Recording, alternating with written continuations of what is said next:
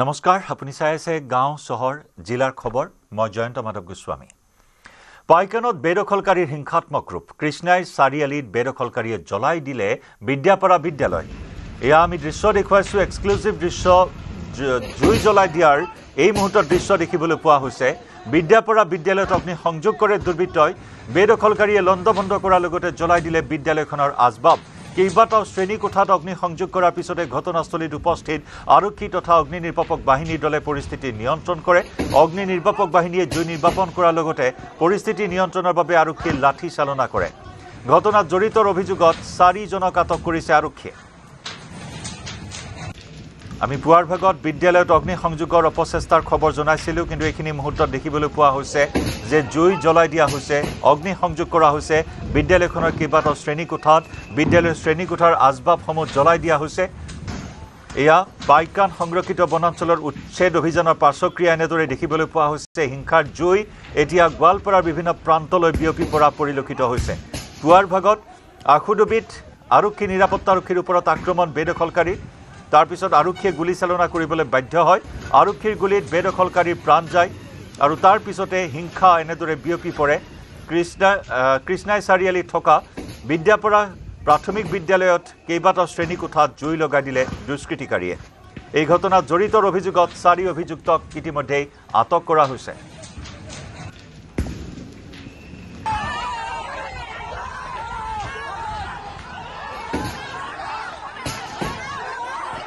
আৰু পাইকানত বেদখলকাৰী আৰক্ষীক আক্ৰমণ কৰিবলৈ যোৱাৰ এই ভয়ংকৰ দৃশ্য আমি দেখুৱাইছো নিউজ 18ৰ কেমেৰাত বন্দী হৈছে নিৰাপত্তাৰক্ষীক আক্ৰমণ কৰিবলৈ উদ্যত হোৱা এই ভয়ংকৰ দৃশ্য আৰক্ষী দলক খেদি শিল ইটাৰে আক্ৰমণ বেদখলকাৰীৰ লাঠি জংলৈ আৰক্ষীক আক্ৰমণ শ বেদখলকাৰীৰ পৰিস্থিতি নিয়ন্ত্ৰণ কৰিবলৈ আৰক্ষীয়ে গুলি চালনা কৰিবলৈ বাধ্য হয় এনেদৰে আৰক্ষী নিৰাপত্তাৰক্ষীক টাৰ্গেট কৰি আক্ৰমণ কৰিবলৈ উদ্যত হৈছিল পুৰুষ মহিলা যুৱক যুৱতী সকলো হাতে হাতে লাঠি জংলৈ শিলগুটি ইটা টুকুৰা লৈ নিৰাপত্তাৰক্ষীৰ ওপৰত আক্ৰমণ চলোৱা হৈছিল আৰু তাৰ পিছতে এই পৰিস্থিতি নিয়ন্ত্ৰণ কৰিবলৈ আৰক্ষী আত্মৰক্ষাৰ বাবে গুলি চালনা কৰিবলৈ বাধ্য হৈছিল ইয়া পুৱাৰ ভাগৰ দৃশ্য এই ঘটনাৰ পাছতে ইয়া কৃষ্ণাই চাৰিআলিত থকা বিদ্যাপাৰা বিদ্যালয়ত অগ্নি সংযোগ কৰে একাংশ দুষ্কৃতিকাৰীয়ে যি ঘটনাক কেন্দ্ৰ কৰি সমগ্ৰ গোৱালপাৰাতে উত্তেজনা বিৰাজ কৰিছে গোৱালপাৰাৰ ঠায়ে ঠায়ে সান্ধ্য আইন জাৰি কৰা হৈছে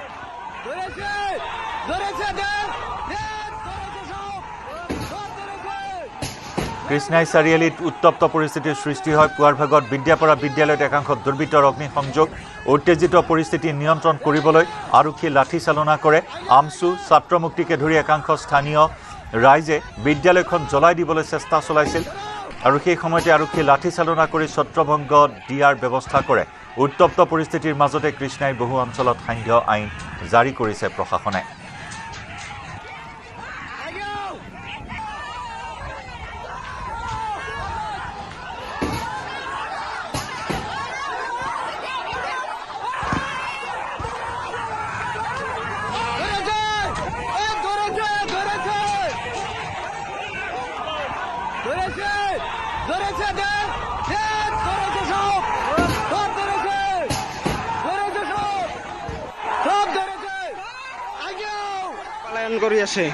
আৰু পাইকানত বেদখলকাৰী আৰক্ষীক আক্ৰমণ কৰিবলৈ যোৱাৰ আন এক ভয়ংকৰ দৃশ্য আমি দেখুৱাইছো আৰক্ষীৰ দলক খেদি শিল ইটাৰে আক্ৰমণ কৰে বেদখলকাৰীয়ে পৰিস্থিতি নিয়ন্ত্ৰণ কৰিবলৈ আৰক্ষীয়ে গুলি চালনা কৰিবলৈ বাধ্য হয় প্ৰথম অৱস্থাত একাংশই প্ৰতিক্ৰিয়া প্ৰকাশ কৰিছিল যে প্ৰথমে আৰক্ষীয়ে হেনো আক্ৰমণ কৰিছিল কিন্তু এয়া হৈছে প্ৰকৃত ছবিখন এয়া হৈছে বাস্তৱ ছবিখন পুৱাৰ ভাগত উচ্ছেদ অভিযানলৈ যোৱা আৰক্ষী নিৰাপত্তাৰক্ষী দলৰ ওপৰত এনেদৰে আক্ৰমণাত্মক ৰূপ ধাৰণ কৰিছিল বেদখলকাৰীসকলে চাওক কেনেদৰে পুৰুষ মহিলা কিশোৰী যুৱক যুৱতী সকলো ওলাই আহিছিল আৰক্ষীক আক্ৰমণ কৰিবলৈ হাতে হাতে শিলৰ টুকুৰা ইটাৰ টুকুৰা লৈ আৰক্ষীৰ ওপৰত আক্ৰমণ চলোৱা হৈছিল আৰু এইসকল বেদখলকাৰীৰ এই ৰুদ্ৰমূৰ্তি দেখি কিছু নিৰাপদ স্থানলৈ আঁতৰি যাবলগীয়া হৈছিল নিৰাপত্তাৰক্ষীৰ দল এয়া চাওক নিৰাপত্তাৰক্ষী আঘাতপ্ৰাপ্ত হৈছে বেদখলকাৰীৰ আক্ৰমণত কেইবাজনো আৰক্ষী লোক আঘাতপ্ৰাপ্ত হোৱাৰ দৃশ্য আমি দেখুৱাইছো এনেদৰে বৰ্বৰভাৱে আক্ৰমণ কৰা হৈছে নিৰাপত্তাৰক্ষীৰ ওপৰত বেদখলকাৰীৰ হিংসাত্মক কাৰ্যকলাপ হিংসাত্মক ৰূপ আক্ৰমণাত্মক ৰূপ ধাৰণ কৰে বেদখলকাৰীসকলে যোৱা 12 জুনত উচ্ছেদ কৰা এইসকল বেদখলকাৰী পুনৰ বাহৰ পাতি আছিল আশুডুবি অঞ্চলত আজি পুৱাৰ ভাগত আশুডুবিলৈ যোৱা মূল পথ জেচিবিৰে খান্দি উঠাই দিয়া চেষ্টা চলোৱা হৈছিল আৰু তেনে সময়তেই আৰক্ষীৰ ওপৰত আক্ৰমণ চলাই অতি বৰ্বৰভাৱে চলোৱা আক্ৰমণত কেইবাজনো আৰক্ষী লোক আঘাতপ্ৰাপ্ত হৈছে এয়াই হৈছে বাস্তৱ ছবিখন এয়াই হৈছে ঘটনাৰ সূত্ৰপাত হোৱাৰ সেই মুহূৰ্তখিনি য'ত নেকি এইসকল বেদখলকাৰীয়ে আক্ৰমণ কৰিবলৈ আৰম্ভ কৰিছিল আৰক্ষী নিৰাপত্তাৰক্ষীৰ ওপৰত আৰু তাৰ পিছতেই আৰক্ষীয়ে লাঠি চালনা কৰি গুলী চালনা কৰি পৰিস্থিতি নিয়ন্ত্ৰণৰ চেষ্টা কৰিবলগীয়া হৈছে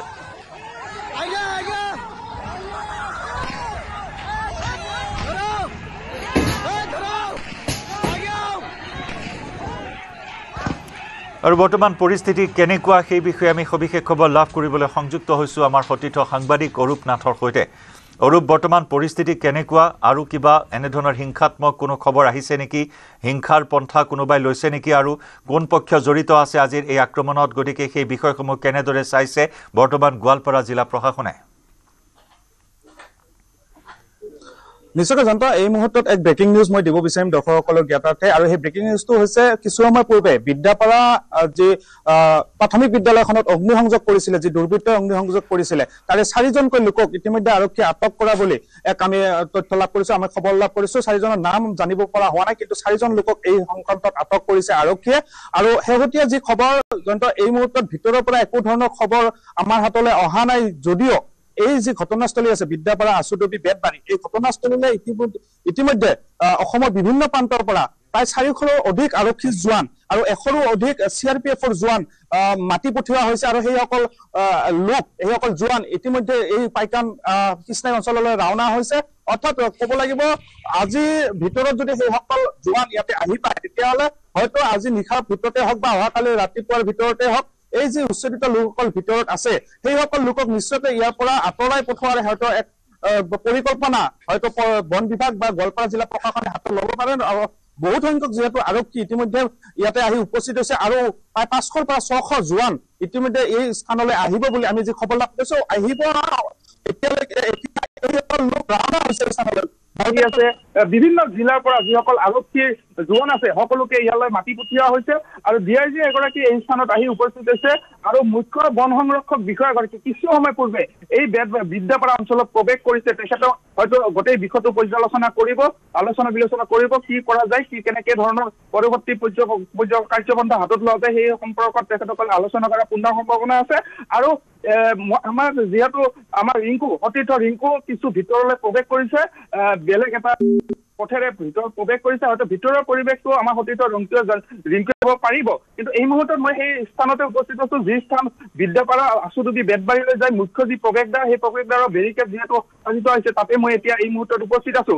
আৰু শেহতীয়া যদি পৰিৱেশ মই দেখুৱাবৰ কাৰণে চেষ্টা কৰো জান্ত তেতিয়াহ'লে ইয়াত এতিয়াও আৰক্ষী এই মুহূৰ্ততো আৰক্ষী ইয়াতে ৰখা হৈছে আৰক্ষী ইয়াতে আছে কিন্তু কিছুমান পূৰ্বে যি প্ৰতিবাদকাৰীসকল এই স্থানত আহি উপস্থিত হৈছিলে যেহেতু লাঠি চালনা হৈছিলে তাৰ পিছতে কিন্তু প্ৰতিবাদকাৰীসকল ইয়াৰ পৰা ছত্ৰভংগ দিছে আৰু তাৰ পিছত কিন্তু কোনো সাধাৰণ ৰাইজ ইয়াতে অহা নাই আৰু সান্ধ্য কথা যি কৈ আছিলো আচলতে আনুষ্ঠানিকভাৱে সান্ধ্য ঘোষণা কৰা নাই যদিও গোটেই কৃষ্ণাই অঞ্চলক এক চেপা উত্তেজনাই বিৰাজ কৰিছে ক'তো জুম পাতি পেলাই লোকসকলক থাকিবৰ কাৰণে আৰক্ষীয়ে দিয়া নাই বিশেষকৈ বিদ্যাপাৰা আশুডুবি বেতবাৰী অঞ্চলৰ আশে পাশে বা কৃষ্ণাই চাৰিআলিৰ আশে পাশে যিসকল লোক আছে সেইসকল লোকক থাকিবৰ কাৰণে তেখেতসকলে দিয়া নাই আৰু বিভিন্ন কিছু ঠাইৰ পৰা আৰক্ষী জিলাখনৰ বিভিন্ন প্ৰান্তৰ পৰা ইতিমধ্যে আৰক্ষীৰ লোকসকল ইয়ালৈ আহিছে আৰু গোটেই সমগ্ৰ অসমৰে বিভিন্ন ঠাইৰ পৰা আৰক্ষীৰ লোক এই স্থানলৈ মোতায়েন কৰা হৈছে CRPFৰ 100ৰো অধিক জোৱান এই স্থানলৈ আহি আছে বুলি আমি খবৰ লাভ কৰিছো মই সেইটো কথা উল্লেখ কৰিব বিচাৰিম পুনৰবাৰ জয়ন্ত আজি নিশা ভাগতে হওক বা কাইলৈৰ ভিতৰতে হওক এই উচ্চৰিত লোকসকলক এই স্থানৰ পৰা স্থানান্তৰিত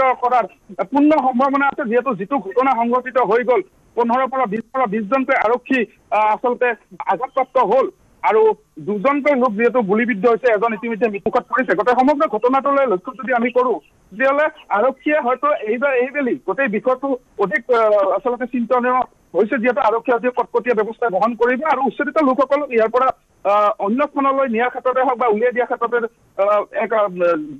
তেখেতসকলে যে ব্যৱস্থা গ্ৰহণ কৰিব সেয়া প্ৰায় 100% নিশ্চিত বুলি ধাৰণা কৰিব পাৰি জয়ন্ত অৰূপ যদি চোৱা হয় আজি আৰু মোৰ বিশ্বাস আছে মুখ্যমন্ত্ৰী ডক্টৰ হিমন্ত বিশ্ব শৰ্মা ডাঙৰীয়াৰ ওপৰত আমাৰ সকলোৰে বিশ্বাস আছে যে he is a capable leader he will take stern action against this illegal anti social anti national that encroachers.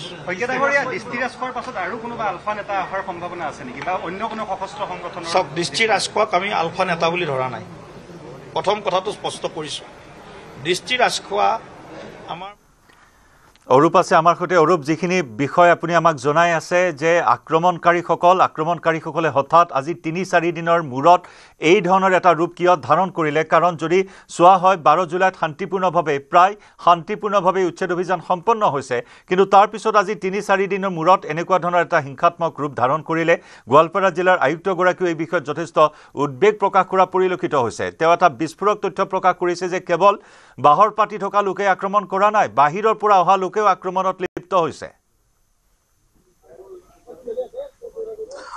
হয় জন্ত সেইটো কথা ক'বই লাগিব কাৰণ 12 জুলাই দিনাখন যেটো উচ্ছেদ হল কিছু সৰু বৰ ঘটনা দুই এটা সংঘটিত হৈছিল যদি এনেকুৱা ধৰণৰ হিংসাত্মক ঘটনা সংঘটিত হোৱা নাছিলে কিন্তু 3-4 দিন পিছত আজি কিয়ৰ কাৰণে এই ঘটনাটো সংঘটিত হ'ব পাৰে তাকলৈ কিন্তু চিন্তনীয় এটা বিষয় আৰু এটা কথা ক'ব লাগিব উচ্ছেদ অকল কৃষ্ণাই বা পাইকান অঞ্চলৰ উচ্ছেদৰ কথাই নহয় আচলতে অসমৰ বিভিন্ন প্ৰান্তত যি উচ্ছেদ অভিযান চলি আছে এই উচ্ছেদক লৈ কিন্তু ৰাজনৈতিক দলসমূহে ৰাজনৈতিক নেতাসমূহে মই কোনো দল বিশেষে বা ৰাজনৈতিক নেতা বিশেষে মই কথা ক'ব বিচৰা নাই কিন্তু সকলোৱে আচলতে এক ৰাজনীতি কৰা পৰিলক্ষিত হৈছে উচ্ছেদক লৈ আচলতে 26ৰ বিধানসভা নিৰ্বাচন যি বৈতৰণি সেয়া পাৰ হোৱাৰ বহুতে আচলতে জোজা চলাইছে গতিকে সেই ক্ষেত্ৰতো কিছু যি জটিলতা হওক বা যিধৰ এনেকুৱা ধৰণৰ ঘটনা সংঘটিত হ'ল গতিকে সেয়াও নুই কৰিব নোৱাৰি ৰাজনীতি যিহেতু এই গোটেই উচ্ছেদিতসকলক লৈ প্ৰতিগৰাকী সভাপতিটো দলে কৰা দেখিবলৈ পোৱা গৈছে গতিকে যিটো কথা আপোনালোকে উল্লেখ কৰি আছে বা আমিও কৈছো বা বহুতে কৈছে যে তৃতীয় পক্ষ এই গোটেই ঘটনাটোত উচ্চতনিৰ ক্ষেত্ৰত থাকিব পাৰে বুলি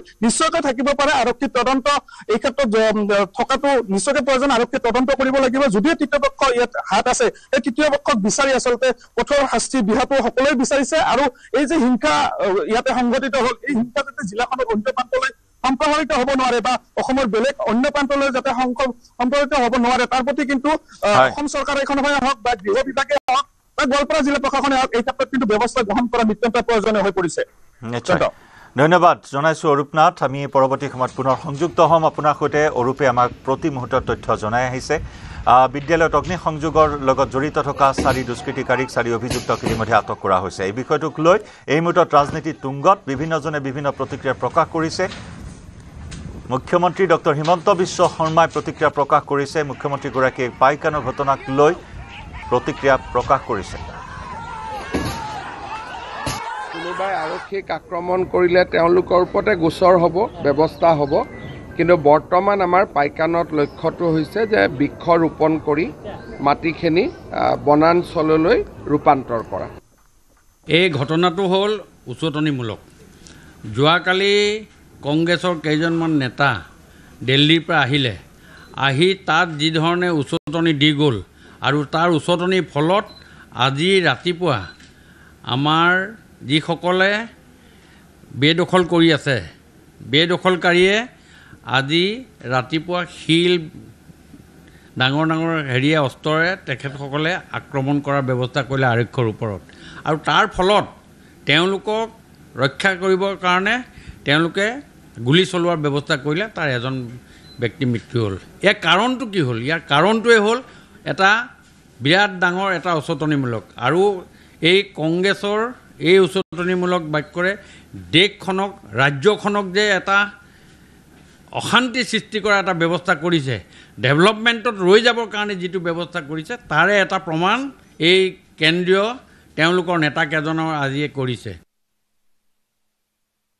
যোৱাকালি যিহেতু ৰাহুল গান্ধী ডাঙৰীয়া অসম ভ্ৰমণ কৰিলে তেখেতসকলে এনেকৈ উৎসাহ প্ৰদান কৰিলে একাংশ লোকক যিসকলে নিজৰ ন্যায্যতা পাহৰি তেখেতসকলে যিটো পৰিৱেশ আজি সৃষ্টি কৰিছে এইটো অসমৰ ৰাইজে প্ৰত্যক্ষ কৰিছে সেইকাৰণে এনেকুৱা পৰিৱেশ যাতে ভৱিষ্যতে নহওক তাৰ বাবে হিমন্ত বিশ্ব শৰ্মাৰ চৰকাৰে অহৰহ কাম কৰি আছে তেওঁ এগৰাকী অসমীয়া হৈ কাম কৰি আছে তেওঁ কৈছে যে মই মুখ্যমন্ত্ৰী হোৱাৰ আগত এগৰাকী অসমীয়া হয় এইকাৰণে এগৰাকী অসমীয়াৰ যি সেন্টিমেন্ট যিটো আবেগ অনুভূতিক আগত ৰাখি ডক্টৰ হিমন্ত বিশ্ব শৰ্মাই কাম কৰি আছে আৰু তেখেতসকলে প্ৰয়াস কৰিব হিমন্ত বিশ্ব শৰ্মাক ডিমৰেলাইজ কৰিবলৈ, আমাক ডিমৰেলাইজ কৰিবলৈ, ল এণ্ড অৰ্ডাৰ চিটুৱেশ্যন ক্ৰিয়েট কৰিবৰ কাৰণে। কিন্তু চৰকাৰ সষ্টম, চৰকাৰে অনুভৱ কৰিছে আৰু অসমৰ ৰাইজেও প্ৰত্যক্ষ কৰিছে। এইকাৰণে আমি আশা কৰিছোঁ ৰাইজে আমাক সমৰ্থন কৰিব যাতে আমি অসমীয়া সমাজখনক সুৰক্ষিত কৰি ৰাখিব পাৰোঁ। এইবিলাক অসমৰ ক্ষেত্ৰত যিবিলাক ষড়যন্ত্ৰ হৈ আছে, এই ষড়যন্ত্ৰবিলাক আজিৰ নহয়, স্বাধীনতাৰ পিছতে অসমৰ ক্ষেত্ৰত ষড়যন্ত্ৰ হৈ আছে আৰু এই ষড়যন্ত্ৰবিলাকৰ মুখ্য পৃষ্ঠপোষক হিচাপে কংগ্ৰেছ দলে সদায় পৃষ্ঠপোষকতা কৰি আহিছে। আপোনালোকে চাওক, যোৱাকালি ৰাহুল গান্ধী ডাঙৰীয়াই আহি আৰু মাল্লিকাৰ্জুন খাৰ্গে ডাঙৰীয়াই আহি যে কংগ্ৰেছটো যে মিয়াৰ পাৰ্টি সেইটো এণ্ডৰ্ছ কৰি থৈ গ'ল আৰু মিয়া মানুহখিনিক মিছা প্ৰলোভন দি তেওঁলোকক জেক মাৰি থৈ গ'ল, যিটো আমি সাধাৰণ ভাষাত কওঁ, আৰু তাৰে আজি প্ৰতিফলন ঘটিছে। তেওঁলোকে মই ধন্যবাদ জনাইছোঁ যে অন্ততঃ সঁচা কথাটো কৈছে ৰাহুল গান্ধী আৰু খাৰ্গে ডাঙৰীয়াই যে কংগ্ৰেছ মিয়াৰ পাৰ্টি, মিয়াৰ পক্ষতা। যি সময়ত খিলঞ্জীয়া মানুহৰ জীয়াই থকাৰ আজি তাৰণা হৈ গৈছে। আজি লোৱাৰ আছামতো নাই, আজি আপাৰ আছামত আপোনালোকে যিমানকেইজন আছে নিজে গ'লে দেখিব। ঘৰ বনাই দিম, মাটি দিম, 70 বছৰ শাসনত থাকোঁতে কিয় বনাই দিয়া নাছিলে? কেৱল ভোটৰ স্বাৰ্থত অসমখনক অস্থিৰ কৰাৰ যি কংগ্ৰেছৰ পৰিকল্পনা ৰাইজে বুজি পায় আৰু ইয়াৰ উচিত প্ৰত্যুত্তৰ দিব। ভাৰতৰ নাগৰিকসকলৰ অধিকাৰ আছে, মাটিত অধিকাৰ আছে আৰু সেই অধিকাৰ এই চৰকাৰে খৰ্ব কৰিছে। আজি যিসকল লোকক উচ্ছেদ কৰিছে তেওঁলোক ভাৰতীয় নাগৰিক। ভাৰতীয় নাগৰিকসকলৰ যিকোনো মাটিত চৰকাৰে সংস্থাপন দিয়াৰ দায়িত্ব চৰকাৰৰ আছে। গতিকে চৰকাৰে তেওঁলোকক সংস্থাপন নিদি আজি তেওঁলোক উচ্ছেদ কৰিছে, গুলীয়াই হত্যা কৰিছে। গতিকে আমি এই চৰকাৰক আমি অনুৰোধ জনাইছোঁ যে আপোনালোকে ৰাজধৰ্ম পালন কৰক। অসমৰ সাতামপুৰীয়া যিটো শংকৰাজানৰ দেশ, এই শংকৰাজানৰ দেশৰ যিটো মান মৰ্যাদা গৌৰৱ সেইখিনি অক্ষুণ্ণ ৰখাৰ কাৰণে আপোনালোকে আত্মনিয়োগ কৰক। আমাৰ কৃষ্ণাই বেতবাৰী যেটা আশুডুবি বেতবাৰী উচ্ছেদ কৰিছে, ইয়াৰ ভিতৰত আমি ক'ত যাম? মাটি বাৰী নাই না, ওতে প্লাষ্টিক বান্ধি বান্ধি আছিলোঁ। ইমি যায়, ডেইলি যায়, ই ছাইড ক'ব দে। আমি কৈছোঁ মাক যে ক'ত যাম? ঘৰ বাৰীগিলাক কাৰোবাৰ ঘৰত থৈ দিছোঁ, কাৰোবাৰ ৰাস্তাত থৈ দিছোঁ, থাকাৰতো জেগা নাই, ওতে প্লাষ্টিক বান্ধি বান্ধি আছিলোঁ। আজি ৰাতিপুৱা কি হৈছে মই নাজানো, কিন্তু মই খবৰ পালোঁ যে মোৰ ভাগিনা একটাক মাৰিছে, গুলি কৰি হত্যা কৰিছে। মই সাকৱাৰ হুছেইন। এতে গ'ল একেবাৰে মূৰত লাগিছে, মূৰত। আৰু এজন আহত হৈছে। ওইটোতো ইয়াত পঠাল, গুৱাহাটীত পঠাল ইমাৰ্জেঞ্চি। তেখেতৰ নাম কি আছে? হেয়াৰ কুসুমুদ্দিন।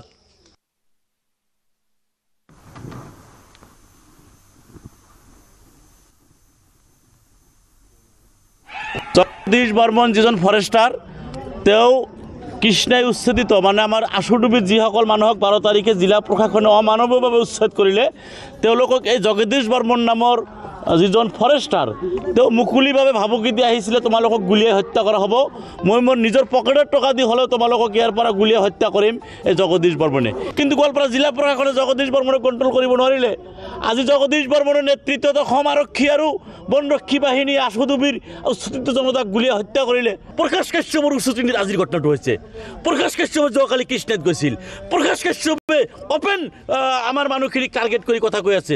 প্ৰকাশ কাশ্যপে ৰাভা জনগোষ্ঠীৰ মানুহৰ মাটি বেদখল কৰিছে আৰু জগদীশ বৰ্মনে 13 তাৰিখৰ পৰা গুলীয়াই মাৰিম তহঁতক বুলি কৈ আছে।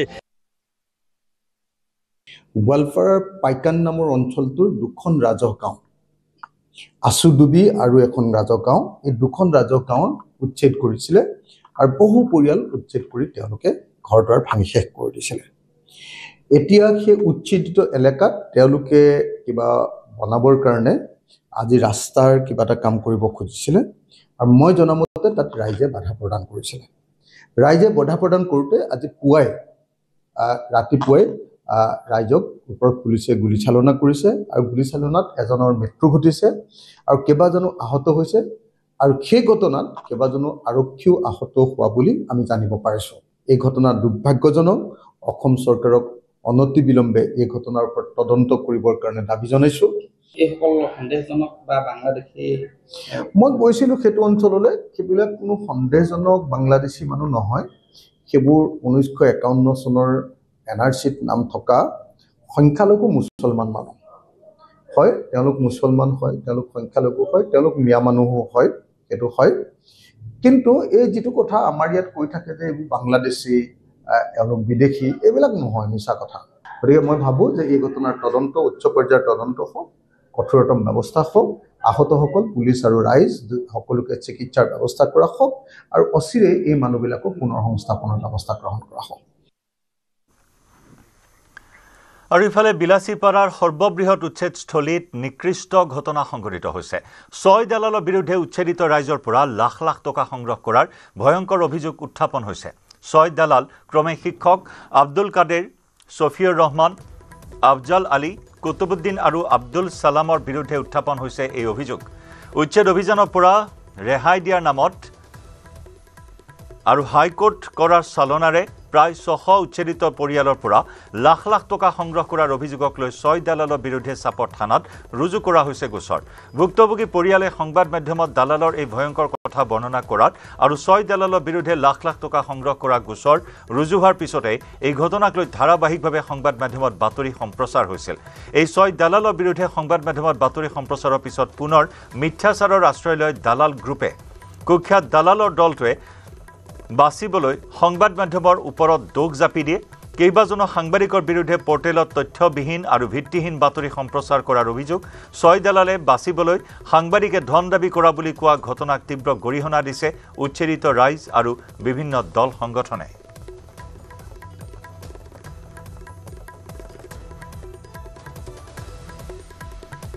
মই জানামতে বা দেখা মতে আপোনালোকে আমাৰ পৰা কোনো ধৰণৰ পইচা মানে চাৱা নাই বা দাবীও কৰা নাই, কিন্তু এইটো যিটো নিউজ বাজি আছে সেইটো মই জানামতে ফেক নিউজ হ'ব পাৰে। কাৰণ আমিতো ওই দিনে আপোনালোকক বহুত মন্তব্য দিছোঁ, আমাৰ পৰা কোনো ধৰণৰ কোনো সাংবাদিকে পইচা বিচৰা নাই। সেইটো আমি সন্দেশপুৰ উচ্ছেদ যিদিনা হয় সেইদিনা আমি গোটেই দিন তাতেই আছিলোঁ আৰু কেইবাবাৰ আমাৰ মন্তব্য লৈছে। আপোনালোকে নিউজ চালে বুজা পাব, কেইবাবাৰ মন্তব্য লৈছে, কিন্তু আমাৰ পৰা কোনো ধৰণৰ পইচা আপোনালোকে চোৱা নাই। এটা কমপ্লিটলি মিছা কথা, ভুৱা কথা। মই এইবিলাক দেখুওৱা নাই, আপোনালোকেও আমাৰ পৰা 1 টকা খোজা নাই। যেটো খোজা নাই বেকাৰ কৈ লাভ নাই, মই দেখা নাই দাদা। আমি দেখিবলৈ পাইছোঁ এটা নিউজ প্ৰচাৰ হৈছে যে সাংবাদিকে পইচা বিচাৰিছিলে, ধন দাবী কৰিছিলে। এইটো কিমান দূৰ সত্য কি জানে? এইটো একদম কমপ্লিটলি অসত্য, কাৰণ আপোনালোকৰ মিডিয়াৰ ভাই বন্ধুসকলে আমাৰ পৰা আমাৰ উচ্ছেদিত পৰিয়ালৰ পৰা 1 টকাও খোজা নাই, আমি দেখা নাই। যেহেতু খোজা নাই, এইটো মিছা কথা কৈ কোনো লাভ নহ'ব। আপোনাৰ নাম কি? আপোনাৰ ঘৰ ক'ত? মোৰ নাম হৈছে নুৰাল ইছলাম, এই সন্তোষপুৰ ভিলেজটোৰ নাম হৈছে সন্তোষপুৰ। উচ্ছেদিত লোক নহয়, 1 টকাও দিয়া নাই, এইটো মিছা কথা। বিহাৰৰ পাটনাৰ এখন হাস্পতালত গুলীচালনাৰ ঘটনা। পাৰস নামৰ ব্যক্তিগত হাস্পতালখনত দুৰ্বৃত্তই চলালে তাণ্ডৱ। হাস্পতালখনৰ 202 নম্বৰ কোঠাত থকা এগৰাকী ৰোগীক গুলীয়াই হত্যা কৰিলে দুৰ্বৃত্তই। কুখ্যাত অপৰাধী চন্দন মিশ্ৰক গুলীয়াই হত্যা। কেইদিনমান পূৰ্বে কাৰাগাৰৰ পৰা জামিনত মুকলি হৈ আহিছিল চন্দন মিশ্ৰ। অসুস্থ হোৱাৰ বাবে পাটনাৰ পাৰস হাস্পতালত চিকিৎসাধীন হৈ আছিল চন্দন মিশ্ৰ। বৃহস্পতিবাৰে দিন দুপৰতে সংঘটিত হৈছিল এই ঘটনা। হাস্পতালৰ ভিতৰত 5 পিষ্টলধাৰী দুৰ্বৃত্তই প্ৰৱেশ কৰি এই ঘটনাটো সংঘটিত কৰে। CCTVত বন্দী হৈছে হাতত পিষ্টল লৈ 5 দুৰ্বৃত্তই প্ৰৱেশ কৰাৰ দৃশ্য। হাস্পতালখনৰ 202 নম্বৰ কোঠাত সোমোৱাৰ দৃশ্য বন্দী হৈছে CCTVত। এয়া 5জনীয়া দুৰ্বৃত্তৰ দল। হাতত পিষ্টল লৈ 5জনীয়া দুৰ্বৃত্তৰ দলে কোঠাৰ ভিতৰতে চিকিৎসাধীন অৱস্থাত চন্দন মিশ্ৰ নামৰ অপৰাধীটোক গুলীয়াই হত্যা কৰাৰ ঘটনাই তীব্ৰ চাঞ্চল্যৰ সৃষ্টি কৰিছে বিহাৰৰ ৰাজধানী পাটনাত। পাৰস নামৰ এখন ব্যক্তিগত খণ্ডৰ হাস্পতালত এই হত্যাকাণ্ড সংঘটিত হয়। CC কেমেৰাত বন্দী হৈছে হত্যাকাণ্ড সংঘটিত কৰি দুৰ্বৃত্তই পলায়ন কৰা এই দৃশ্য। টুপি পৰিহিত প্ৰত্যেকটো দুৰ্বৃত্তই টুপি পৰিধান কৰি আহিছিল। এয়া 5জনীয়া দুৰ্বৃত্তৰ দল এজন এজনকৈ হত্যাকাণ্ড সংঘটিত কৰি ওলাই যোৱাৰ দৃশ্য, একেদৰে প্ৰৱেশ কৰাৰ দৃশ্য বন্দী হৈছে CCTVত। पटना में आज सुबह सुबह एक बड़ी वारदात हुई है, जहां पर चंदन मिश्रा नाम का एक शख्स अस्पताल में इलाज करा रहा था और तभी 5 की संख्या में पहुंचे अपराधियों ने उसके ऊपर ताबड़तोड़ फायरिंग कर दी। और यही वो हॉस्पिटल है जहां पर चंदन मिश्रा इलाज कराने के लिए अपने परिवार के साथ पहुंचा था। और तभी जो जानकारी मिली है उसके मुताबिक 5 की संख्या में अपराधी पहुंचे थे, जिसमें 4 की संख्या में जो अपराधी अंदर पहुंचे और 1 के शख्स जो है वो बाहर मौजूद था। और देखिए, इस घटना के बाद तुरंत यहां पर पटना पुलिस पहुंची है और पूरे मामले की जांच चल रही है। सबसे बड़ी बात यह है कि इस बड़े हॉस्पिटल में चारों तरफ सीसीटीवी लगा हुआ है और सिक्योरिटी का पुख्ता इंतजाम है। बावजूद इसके अपराधी पहुंचते हैं और उसके बाद फायरिंग करके फरार हो जाते हैं। हालांकि पुलिस से मिली जानकारी के मुताबिक चंदन मिश्रा के ऊपर कई आपराधिक मामले दर्ज हैं और अभी कुछ दिन पहले वो पटना के बेउर जेल में बंद था, उसकी भी जांच चल रही है। और साथ ही इस घटना के बाद पुलिस पहुंची है। तस्वीरों में भी आप साफ तौर पर देख सकते हैं। देखिए, इस पूरे मामले की छानबीन की जा रही है कि आखिर कौन वो थे अपराधी जो यहाँ पर सुबह सुबह पहुंचते हैं और उसके बाद ताबड़तोड़ फायरिंग करके फरार हो जाते हैं। फांसी बजारत पान बजार आरक्षीर अभियान বিলাসী মোবাইল এপল ব্ৰেণ্ডৰ নকল সামগ্ৰীৰ বিৰুদ্ধে চলিল এই অভিযান। ফাঁচী বজাৰৰ চাহিদা মাৰ্কেটৰ পৰা ব্ৰেণ্ডিং হয় নকল এপলৰ ষ্টিকাৰ। চাহিদা মাৰ্কেটৰ গোপন কোঠাত মোবাইলত ব্ৰেণ্ডিং হয় নকল এপলৰ ষ্টিকাৰ। বিভিন্ন এপলৰ সামগ্ৰী গোপনে ব্ৰেণ্ডিং কৰিছিল এই দুষ্ট চক্ৰটোৱে। এই ২ নম্বৰী বেহা চলোৱা চক্ৰটোৰ ৬জনক আটক কৰিছে পাণবজাৰ আৰক্ষীয়ে। ধৃতকেইটা জয়েশ কুমাৰ, কান্তিলাল, গণেশ ৰাম, নৰেশ কুমাৰ, গোপাল লাল, ৰমেশ কুমাৰ। চাহিদা মাৰ্কেটৰ ৮খন বিপণীত আৰক্ষীয়ে চলাইছিল বৃহৎ অভিযান। ৬খন বিপণীৰ পৰা জব্দ কৰা হৈছে ২৭৯০ বান্ডিল এপল লগো সম্বলিত বেক পেনেল, ২৪২ডাল চি টাইপ USB কেবল, ২২৩টা ইয়াৰপডছ, ২০১টা এডপ্টৰ, ১৩৯টা বেটাৰী, ৭২ডাল SPK ফ্লেক্স কেবল, ৭টা নকল আইফোন, ১৬টা ঘড়ীৰ চাৰ্জাৰৰ লগতে প্ৰায় ৩০০০ বিভিন্ন মোবাইলৰ নকল পাৰ্টছ জব্দ কৰা হৈছে।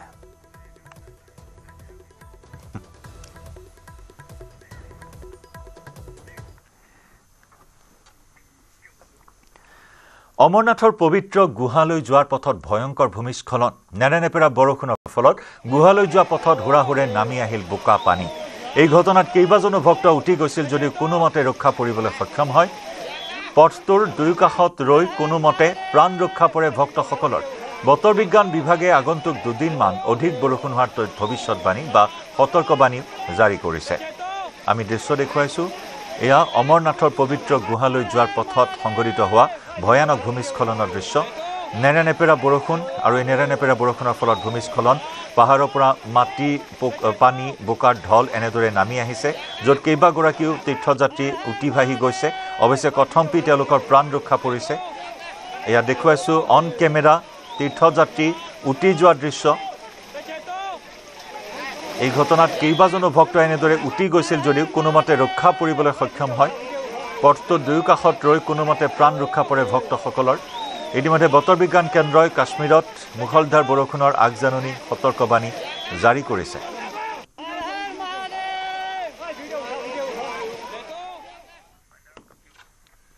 ইয়াৰ সৈতে সময় হ'ল গাঁও চহৰ জিলাৰ খবৰৰ পৰা বিদায় লোৱাৰ। নমস্কাৰ।